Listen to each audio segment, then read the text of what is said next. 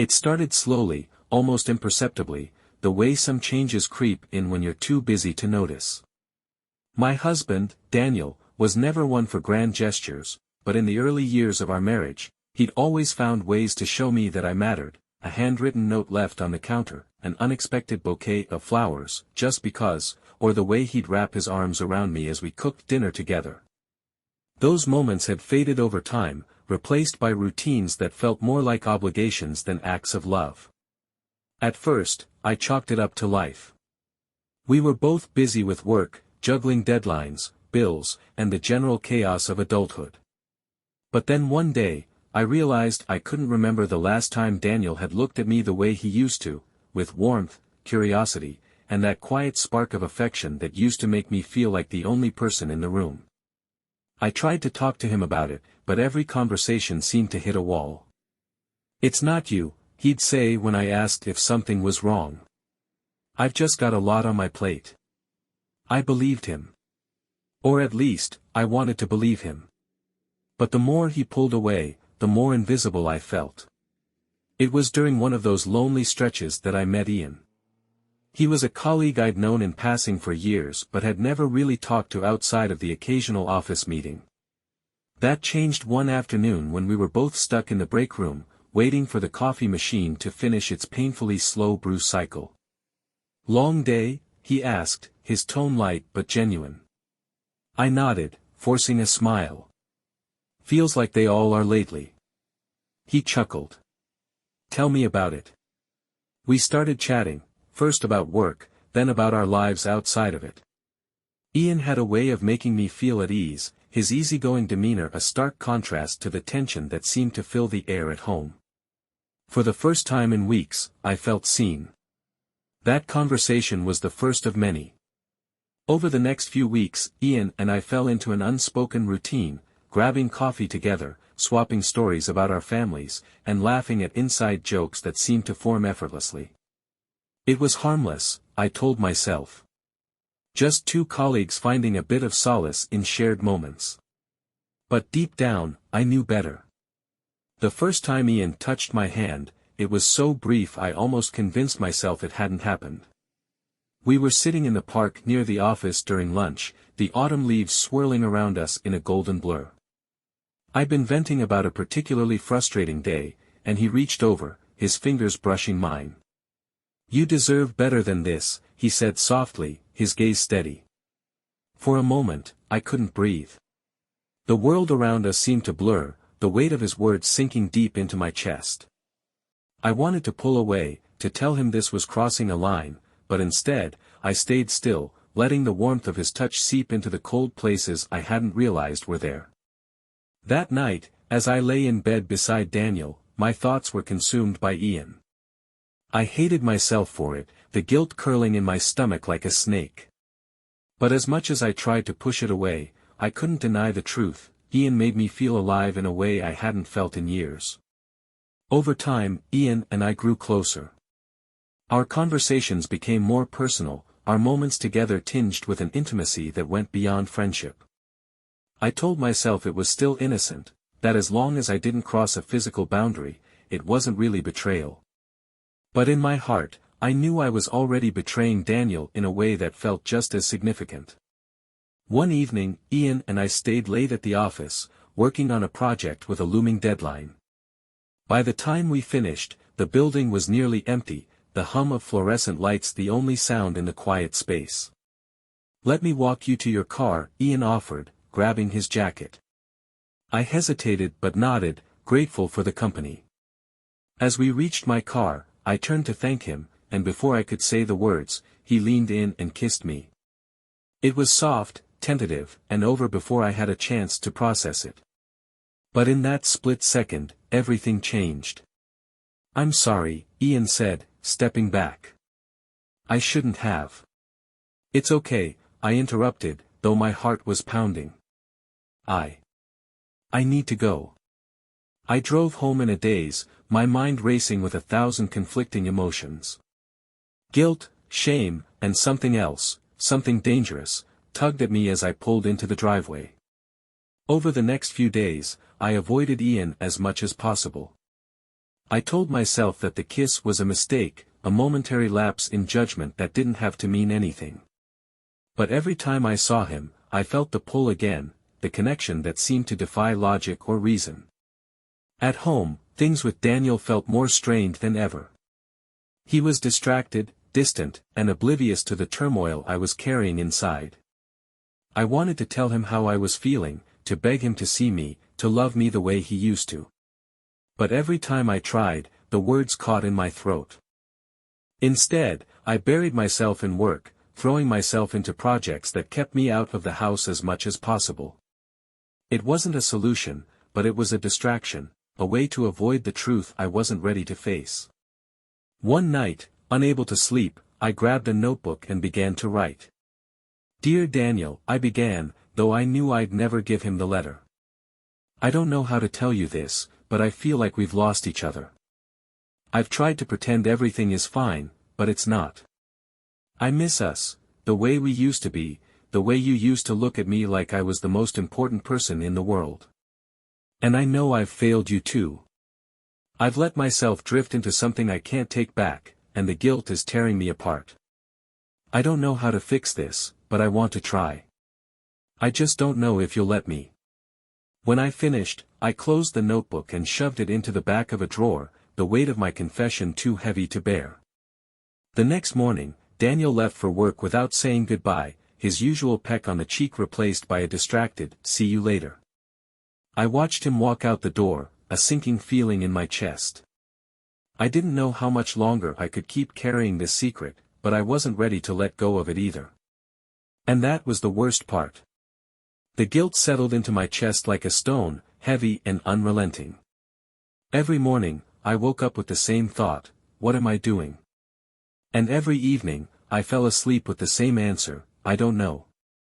The truth was, I felt trapped, caught between the life I'd built with Daniel and the escape Ian offered. Ian's presence in my life hadn't diminished, despite my half-hearted attempts to put distance between us.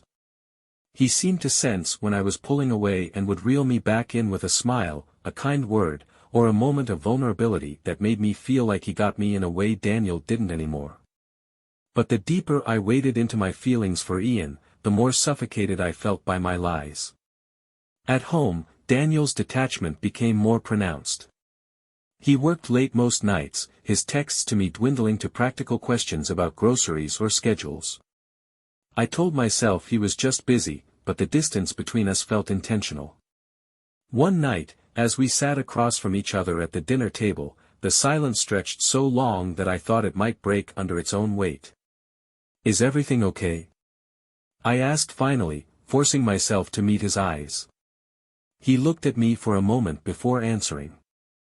"I don't know," he said quietly. My stomach twisted. "What do you mean?" I feel like we're strangers," he said. "I don't know what's going on with you anymore. And I don't know if that's because you won't tell me or because I've stopped asking." His words hit me like a punch to the gut. I wanted to tell him everything, to lay it all out and beg for his forgiveness. But the fear of losing him, of destroying the fragile threads that still held us together, kept me silent. At work, things with Ian became more complicated. He started finding reasons to stop by my office, lingering in the doorway with a casual smile that made my pulse race. "I was thinking," he said one afternoon, leaning against the doorframe. "We should grab lunch sometime. Just the two of us." I hesitated, my heart pounding. "I don't think that's a good idea," I said, though my voice lacked conviction. "Why not?" he asked, his tone light but persistent. "It's just lunch." But we both knew it wasn't just lunch. "Ian, I started, but he cut me off." "It's fine," he said, holding up a hand. "I get it. You're scared." His words lingered long after he walked away, a mix of frustration and longing gnawing at me. The breaking point came one evening when Ian and I stayed late at the office to finish a presentation. The building was quiet, the hum of the air conditioning the only sound as we worked side by side. As the hours ticked by, the tension between us grew, unspoken but palpable. When we finally wrapped up, Ian turned to me with a look that made my heart stop. "Caroline," he said softly. "I can't keep pretending I don't feel something for you." I opened my mouth to respond, but no words came out. Before I could stop him, he stepped closer, his hand brushing against mine. "I know this isn't easy for you," he said, his voice barely above a whisper. "But I think we owe it to ourselves to figure out what this is." His words were like a spark in dry grass, igniting something I couldn't control. In that moment, I didn't think about Daniel or the life we'd built. I didn't think about the consequences. I just let myself fall. The guilt hit me the moment I got home. I stood in the doorway, the sound of Daniel's light snores drifting down the hall, and felt the weight of what I'd done crush me. I wanted to wake him up and tell him everything, to force myself to face the truth. But instead, I climbed into bed beside him, my heart racing as I stared at the ceiling. The next morning, Daniel seemed different. He was quieter than usual, his glances lingering on me longer than they should have. "Everything okay?" I asked, trying to sound casual. "Yeah," he said, though his tone was flat. But I could tell he didn't believe his own words. A week later, as Ian and I were working on another project, he leaned in closer than necessary, his arm brushing against mine. The small, stolen touches had become a pattern, and while part of me craved them, another part felt like I was suffocating. "We can't keep doing this," I said suddenly, pulling away. Ian frowned, his expression shifting from confusion to hurt. "Why not?" "Because it's wrong," I said. "And I can't." "Caroline," he interrupted, his voice firm. "You're not happy. You've told me that yourself. So why keep punishing yourself by staying in a situation that doesn't fulfill you?" His words stung, not because they weren't true, but because they were. "I need time," I said finally, my voice shaking. "Take all the time you need," he said. "But don't wait too long." That evening, as Daniel and I sat on the couch watching TV, he suddenly turned to me. "Are you happy?" he asked, his voice quiet but steady. The question caught me off guard. "What do you mean?" "I mean, us," he said. "Are you happy with us?" I hesitated, my mind racing. "Why are you asking me that?" "Because I feel like I'm losing you," he said, his voice breaking. "And I don't know how to fix it." His vulnerability hit me like a tidal wave, washing away the walls I'd built around myself. "I don't know," I said finally, tears streaming down my face. "I don't know if I'm happy. But I want to be." Daniel's question stayed with me long after the conversation ended. "Are you happy?"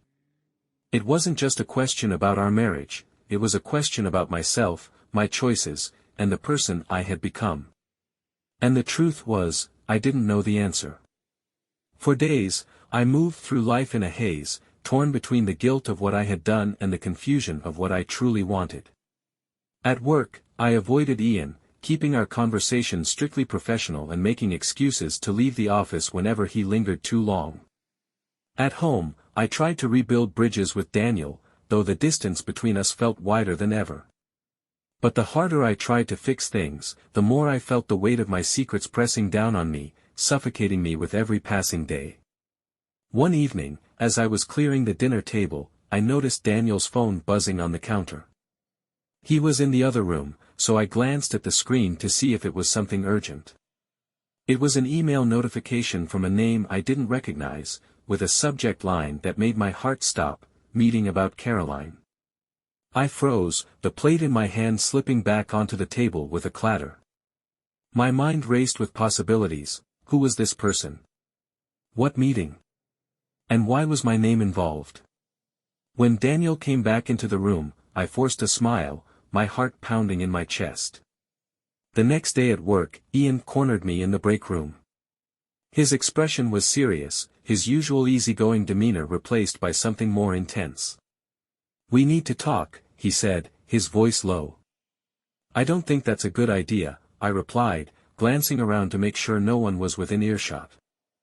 "I can't keep doing this," he said, ignoring my protest. "You're avoiding me, pretending like nothing happened." "But something did happen, Caroline. And I'm not going to pretend it didn't. I'm trying to fix my marriage," I said, my voice trembling. "And what about us?" he asked, his eyes searching mine. "There is no us," I said firmly, though the words felt like a lie. Ian's jaw tightened, and he stepped closer. "You can't keep running from this," he said. "You have to make a choice."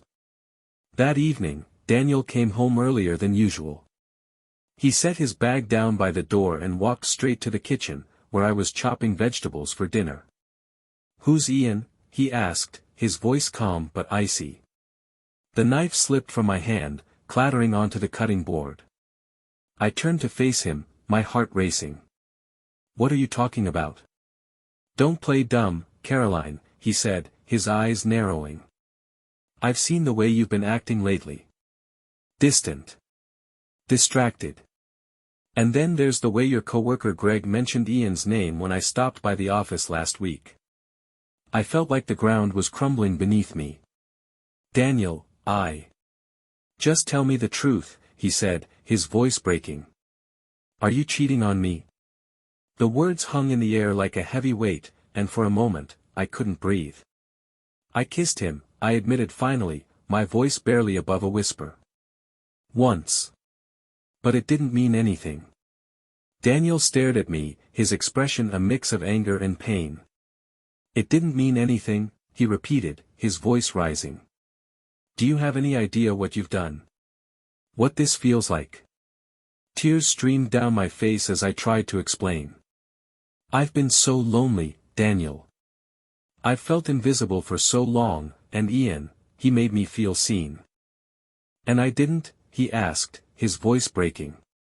I shook my head, unable to meet his gaze. "I'm sorry," I said. "I know I've hurt you, and I hate myself for it. But I want to fix this. I want us to fix this."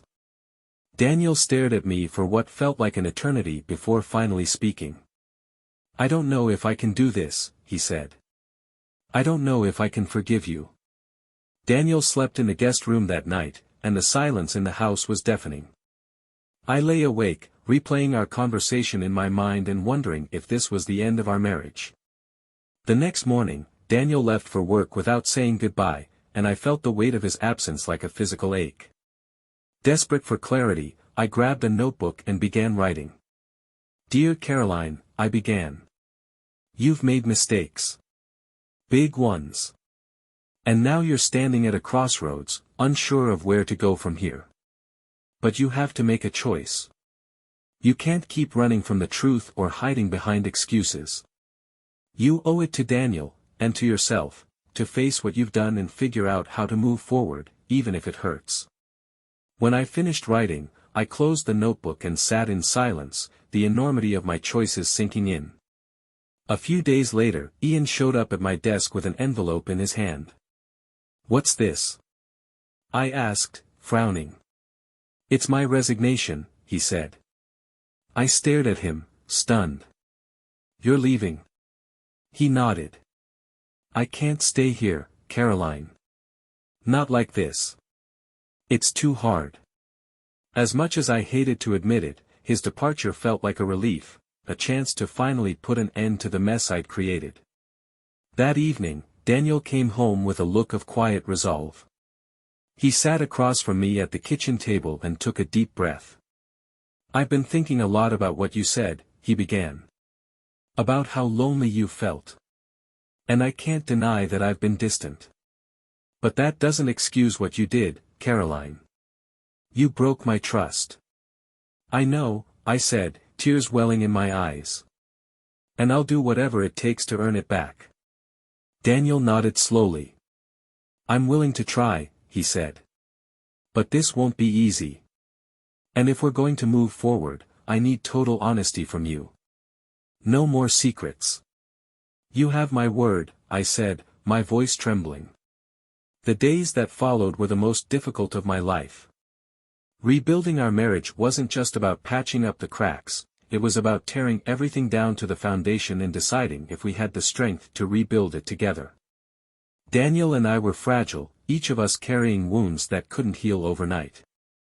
But we both agreed to try, even if we weren't sure where trying would take us. Our first step was therapy. Daniel insisted on it, and I knew he was right. We found a couples counselor, a soft-spoken man named Dr. Lewis, who wasted no time getting to the heart of our issues. "Trust is like a bridge," he said during our first session. "Once it's broken, it takes time and effort to repair. But the good news is, it can be repaired, if both of you are willing to do the work." We set rules to guide us: honesty at all times, weekly check-ins about how we were feeling, and no contact with Ian. I agreed to block Ian's number, delete his messages, and avoid any interactions that could reignite the pain we were trying to move past. It wasn't easy. There were moments when Daniel's questions felt like accusations, and moments when my guilt made me defensive. But each time, we reminded ourselves of why we were doing this: to rebuild something worth saving. A few weeks into therapy, Dr. Lewis asked Daniel a question that seemed to catch him off guard: "What do you think Caroline needs from you right now?" Daniel frowned, his brow furrowing in thought. "I don't know," he admitted. "I guess, reassurance. But it's hard to give that when I'm still so angry." "Anger and reassurance can coexist," Dr. Lewis said. "You can be honest about your feelings while also showing her that you're committed to this process." The next day, Daniel left a note on the kitchen counter before heading to work. "I'm still hurt, but I want you to know I believe we can get through this. One day at a time." I cried when I read it, not because it erased the pain, but because it gave me hope. One of the exercises Dr. Lewis suggested was a weekly date night, something Daniel and I hadn't done in years. At first, it felt forced, like we were trying to play a version of ourselves that no longer existed. But over time, those evenings became a lifeline. We started small, with casual dinners at home, and gradually worked up to more adventurous outings: a hike in the nearby hills, a pottery class where we laughed at each other's clumsy attempts, and even a karaoke night where Daniel surprised me by singing an off-key rendition of our wedding song. Each moment felt like a step toward rediscovering the connection we'd lost, a reminder that beneath the pain, there was still something worth fighting for. While therapy helped us navigate our relationship, I also began attending individual sessions to work through my guilt. Dr. Bennett, my therapist, didn't let me shy away from the hard questions. "Why do you think you sought comfort from Ian instead of addressing your feelings with Daniel?" she asked during one session. "I didn't know how to talk to him," I admitted. "I felt like I was shouting into a void, and Ian, he listened." "But listening isn't the same as solving," Dr. Bennett said. "Ian may have filled a void in the short term, but he wasn't the solution. The real work begins when you learn to face those voids with your partner, not outside of them." Her words were a turning point for me. I realized that my actions hadn't just hurt Daniel, they'd also stemmed from my own inability to confront my fears and insecurities. One evening, as we sat on the porch watching the sunset, Daniel broke the comfortable silence. "I need to ask you something," he said, his tone cautious. "Okay," I said, bracing myself. "Do you regret it?" he asked. "Not just what happened with Ian, but the way things were before. Do you regret us?" His question caught me off guard, and I took a moment to think before answering. "I regret what I did," I said honestly. "I regret the hurt I caused you and the way I let things spiral out of control. But I don't regret us. I never have." Daniel nodded, his gaze fixed on the horizon. "I needed to hear that," he said softly. Over time, the wounds began to scab over. They didn't disappear, but they stopped bleeding. Daniel and I found a new rhythm, one built on communication, vulnerability, and a willingness to face the hard truths about ourselves and each other. There were still moments of doubt, still flashes of insecurity that crept in when we least expected them. But instead of burying those feelings, we talked about them, using the tools we'd learned in therapy to navigate the rough patches. One evening, as we were cleaning up after dinner, Daniel turned to me with a small smile. "Do you think we'll ever get back to how we used to be?" "I don't know," I said honestly. "But maybe that's okay. Maybe we're meant to be something different now." He nodded, his smile growing. Different doesn't have to mean worse. Forgiveness wasn't a single moment, it was a process. For Daniel, it meant learning to let go of the anger and betrayal that had consumed him. For me, it meant forgiving myself for the choices I'd made and committing to doing better. Dr. Lewis once told us, forgiveness doesn't mean forgetting. It means choosing to move forward despite the pain. Those words became a cornerstone of our journey, a reminder that healing wasn't about erasing the past but building a future that honored the lessons we'd learned. 1 year after our journey began, Daniel and I found ourselves in a place we never thought we'd reach: hope. It wasn't perfect, and it never would be. But it was real, and it was ours. As we sat on the porch one evening, Daniel reached for my hand. "I'm proud of us," he said simply. "Me too," I replied, squeezing his hand. For the first time in a long time, I felt like we were on solid ground. Rebuilding our marriage was less like fixing a broken vase and more like weaving something entirely new. Every conversation, every decision felt like another thread in the fabric we were creating, a fabric that, while imperfect, was stronger than anything we'd had before. Daniel and I weren't trying to get back to the way things were. Instead, we were learning how to be together in a way that acknowledged our flaws, our pain, and the resilience we'd found in the process. One of the most surprising parts of our journey was realizing how much we'd taken each other for granted. Over the years, we'd fallen into roles that felt comfortable but stagnant, Daniel as the provider, me as the emotional anchor. Therapy helped us see that those roles had boxed us in, preventing us from truly seeing each other as full, complex people. "I didn't realize how much pressure I was putting on myself," Daniel admitted one evening after a therapy session. "I thought I had to carry everything on my own because that's what a husband is supposed to do. And I thought I had to stay quiet about my needs because I didn't want to seem ungrateful," I said. It was a revelation that reshaped the way we approached our relationship. We started asking each other questions we'd never thought to ask before. What makes you feel loved? What do you need from me when you're upset? What are your biggest fears? The answers weren't always easy to hear, but they brought us closer in a way that felt raw and real. Trust didn't return all at once. It came in pieces, each one earned through consistent actions and open communication. There were still moments when Daniel's doubts surfaced, a lingering glance when my phone buzzed, a quiet hesitation when I mentioned working late. I didn't blame him. I knew rebuilding trust required patience. "I don't want to doubt you," he said one night as we sat on the couch. "But sometimes, it's like this little voice in the back of my head won't let me forget." "I understand," I said. "And I'll keep doing whatever it takes to prove that you can trust me again." Those conversations were hard, but they were necessary. They reminded me that trust wasn't just about proving myself to Daniel, it was about showing up for him, day after day, and choosing to be honest even when it felt uncomfortable. As the months passed, Daniel and I began to rediscover the joy in our relationship. It wasn't the same carefree happiness we'd had in the early days of our marriage, but something deeper, an appreciation for the small, quiet moments that made life meaningful. We started cooking dinner together again, experimenting with recipes that often turned into hilarious disasters. We took long walks in the evenings, talking about everything from our favorite childhood memories to our dreams for the future. One weekend, we decided to tackle a DIY project, building a bookshelf for the living room. It was a comedy of errors, with mismatched screws and lopsided shelves, but by the end of the day, we were laughing so hard we could barely stand. "This is the ugliest bookshelf I've ever seen," Daniel said, grinning as he leaned against it.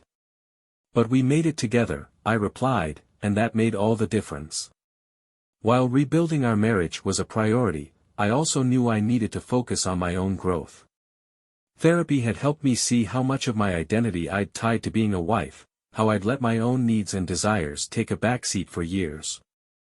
I started making time for things that brought me joy, writing, painting, and even joining a local book club. These small acts of self-care weren't just about finding hobbies, they were about reconnecting with the person I was outside of my relationship. One evening, as I was working on a painting, Daniel walked into the room and paused. "You look happy," he said, his voice warm. "I think I am," I replied, surprised by the truth in my words. As we approached the one-year mark of our journey to rebuild, I decided to write Daniel a letter, not to apologize again, but to thank him. "Dear Daniel," I wrote. This past year has been the hardest of my life, but it's also been the most meaningful.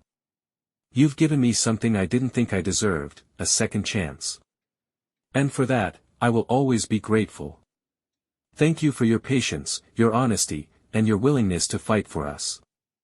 Thank you for reminding me that love isn't about perfection, it's about showing up, even when it's hard. I don't know what the future holds, but I do know this: I'm proud of the life we're building together. And I'm proud of us. When I gave Daniel the letter, he read it silently, then pulled me into his arms. "I'm proud of us too," he said, his voice thick with emotion. "Our marriage wasn't perfect, and it never would be. But perfection wasn't the goal. The goal was to keep choosing each other, every day, even when it felt hard." One evening, as we sat on the porch watching the sunset, Daniel turned to me and said, "Do you think we'll ever stop thinking about what happened?" "Probably not," I said honestly. "But maybe that's okay. It's part of our story now. And it's made us stronger." He nodded, his hand finding mine. "I think so too." And in that moment, I felt something I hadn't felt in a long time: peace. The anniversary of our reconciliation came and went quietly, marked by a simple dinner at home and a walk through the neighborhood. It wasn't a grand celebration, but it didn't need to be. The real celebration was in the life we were rebuilding, piece by piece, with every decision to move forward instead of looking back. One thing Daniel and I had learned was that healing didn't mean erasing the past. The scars of what had happened were still there, but they no longer defined us. Instead, they became reminders of the work we'd done to grow as individuals and as partners. In therapy, Dr. Lewis often asked us to reflect on what we'd learned from the experience. "Scars can be a sign of strength," he said during one session. "They show that you've been through something difficult and come out the other side." For Daniel, the experience had taught him to be more vulnerable. "I used to think being strong meant keeping my emotions to myself," he admitted. "But now I see that strength is about being honest, even when it's hard." For me, it was a lesson in self-awareness. I spent so much time trying to avoid conflict and keep things perfect that I didn't realize how much I was neglecting my own needs. "And yours," I said. Those reflections didn't erase the pain, but they gave it meaning, turning it into a catalyst for growth rather than a weight holding us back. Forgiveness was an ongoing process, not just between Daniel and me, but also within ourselves. For Daniel, forgiving me didn't mean forgetting what had happened, it meant choosing to let go of the anger and resentment that could have consumed him. "I don't think I'll ever forget," he said one evening as we sat on the porch. "But I've realized I don't want to carry that anger anymore. It's not who I want to be." For me, forgiving myself was harder. I'd spent so long punishing myself for my mistakes that I struggled to believe I deserved the happiness we were rebuilding. But over time, I began to see that forgiveness wasn't about excusing my actions, it was about acknowledging them, learning from them, and making better choices moving forward. One of the ways we kept our connection strong was by creating new traditions. Every Sunday morning, we'd make breakfast together, trying out different recipes and laughing at our inevitable mishaps. On Friday nights, we'd take turns choosing a movie to watch. Daniel's picks were usually action-packed thrillers, while mine leaned toward heartfelt dramas. These rituals became anchors in our week, moments we could count on to bring us back to each other. They weren't grand gestures, but they didn't need to be. They were about showing up, time and time again. As we moved forward, we also had to navigate the perceptions of others. Some of our friends and family knew about what had happened, while others only suspected. At first, I worried about what people thought, whether they judged me, whether they pitied Daniel. But Daniel's perspective helped me let go of those fears. "What matters is what we think," he said. "No one else knows our story the way we do." His words reminded me that our journey was ours alone. The opinions of others didn't change the work we'd done or the progress we'd made. Over time, Daniel and I discovered a new kind of love, one that wasn't built on the illusion of perfection but on the reality of who we were.